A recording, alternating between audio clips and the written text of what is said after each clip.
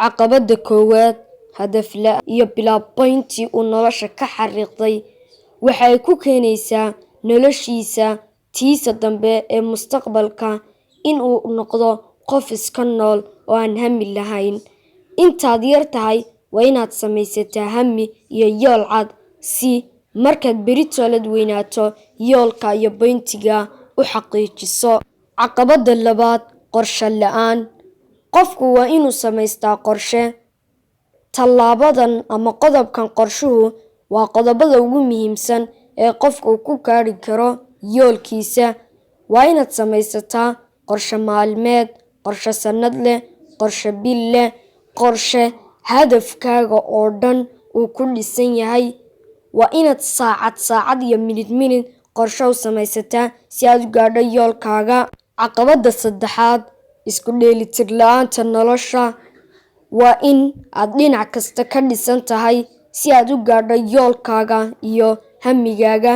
Hadday ahaato dhinac cibaado, hadday ahaato dhinac waxbarasho, tiir kasta oo hamigaaga iyo yoolkaaga ka mid ah waa inaad ka dhisnaataa.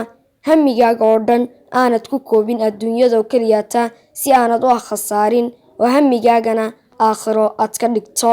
Caqabada afraad maarayn la'aanta waqtiga. Qodobkan wuxuu ka mid yahay qodobkan ama caqabadan ah inaanad maarayn waqtigaaga waa caqabadaha ugu waaweyn ee aanad ku gaadhayn hamigaaga. Si aad u gaadho hamigaaga iyo yoolkaaga iyo boyntigaaga waa inaad waqtigaaga aad maarayso amaba aad nidaamiso. Maalintaada, bishaada, sanadkaaga, waqtigaaga waa inaad si nidaamsan u kala wadaa. Caqabada shanaad aaminaada guracan. Haddii aan kuu sharaxo aaminaada guracan waa inaad fikir si sax aad u aragto oo uu qaldan yahay ama cirib dambeedkiisu xun yahay. Qofka bini'aadamka waxaa la daraaseeyay cilmi ahaan inay maalintii ku soo dhacaan waa qofka fikiraya 160,000 oo fikiroo kala duwan. 80% fikiradaasi way qaldan yihiin balse isagu sax ayuu arkaa. Haddii aad qaadato 80% fikirada aad saxda u arkayso cirib dambeedkooda way kugu xumaanayaan. Fikir kasta waa inaad maskaxda marisaa kana hubsataa. Caqabada lixaad aanan ku soo gabagabaynayo waa caqabada xumaasaadsiga.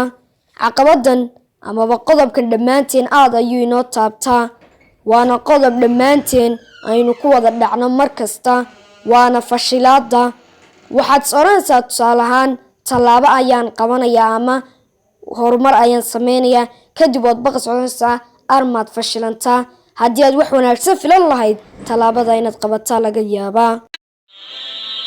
كن سعيدا كن فريدا عش بفخر في